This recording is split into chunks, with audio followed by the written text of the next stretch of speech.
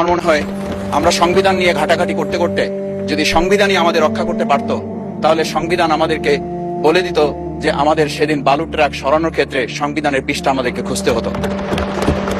সংবিধান যদি আমাদেরকে রক্ষা করতে পারতো, তাহলে ৭২-এর সংবিধানের আলোকে আজকে আমাদের এখানে থাকার কথা না, আমি শফিকুল ইসলাম মাসুদ আমার এখন জেলখানায় থাকার কথা।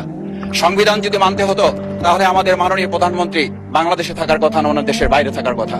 সংবিধান মানতে হলে বর্তমান স্বরাষ্ট্রমন্ত্রীর এখন দেশের বাইরে থাকার কথা ছিল।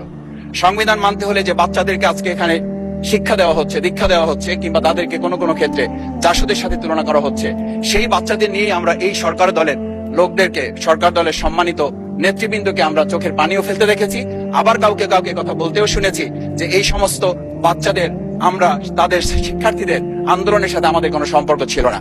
আমরা খুব লজ্জিত হই মাননীয় স্পিকার, আমাদের এই বর্তমান সময় আমরা যদি এটা খেয়াল করি যে আমাদের বাংলাদেশের এই বর্তমান প্রেক্ষাপটটা নতুন করে এখন যে গণভোটের যে আজকে ন্যায্যতা অন্যায্যতা, সাংবিধানিক পৃষ্ঠা, লাইন, অক্ষর, তারিখম আমাদেরকে শেখানোর চেষ্টা করা হচ্ছে, যদি সেটা হতো তাহলে বাংলাদেশ জাতীয়তাবাদী দলের সম্মানিত মহাসচিব তিনি কয়েক হাজার পুলিশের বেষ্টনীর মাঝখানে একা একটা মোবাইল নিয়ে তাকে আমরা দাঁড়িয়ে থাকতে দেখেছি, তখন সংবিধান আমাদেরকে রক্ষা করতে পারে নাই। মাননীয় স্পিকার, আমি ৩৫০ মামলা নিয়ে ৭ মাসের ব্যবধানে, আপনিও আমার ২-১টা মামলাতে আপনি আমাকে সহযোগিতা করেছেন, সেটা এই সুযোগে ধন্যবাদ জানাতে চাই। আমার ৩৫০ মামলা জামিন করতে ৭ মাস সময় লেগেছে, আমার বের হতে সময় লেগেছে ৪.৫ বছর। আমি সেই ৪.৫ বছরে ৩ বার রিয়ারেস্ট হয়ে ২ বার গুম হয়েছি।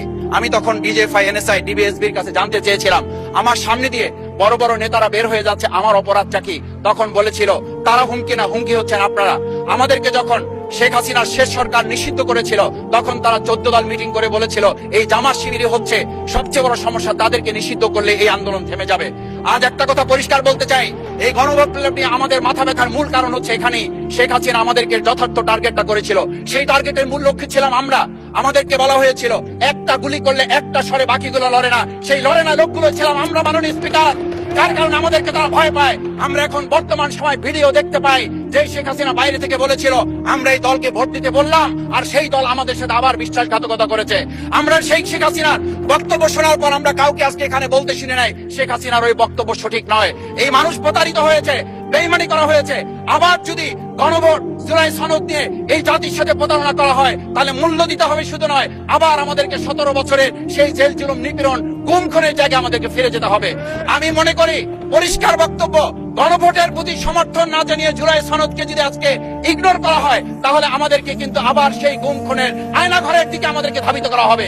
আমি মনে করি গণভোটের বিরোধিতা করার অর্থ হচ্ছে আমরা আয়নাঘরকে সমর্থন করতে চাই। গণভোটের বিরোধিতা করা মানে হচ্ছে ৭০% মানুষকে আমরা অন্যায্যভাবে তাদেরকে আবার ধিক্কার জানাতে চাই। আমি এখানে স্পষ্ট বলতে চাই, আপনারা যেমন ৫১% সমর্থন নিয়েছেন, ৭০% প্রায় জনগণ কিন্তু গণবিপ্লবের, গণভোটের পক্ষে তারা রায় দিয়েছে। আপনাদের যে সেই ৫১%-এর তুলনায় সেই ৭০% প্রায় গণভোটকে যদি আপনারা ইগনোর করেন, তাহলে আমি বলবো আমার বাউফল, আমার পটুয়াখালী শুধু নয়, গোটা বাংলাদেশ আবার জেগে উঠে গণভোটকে তারা কার্যকর করবে।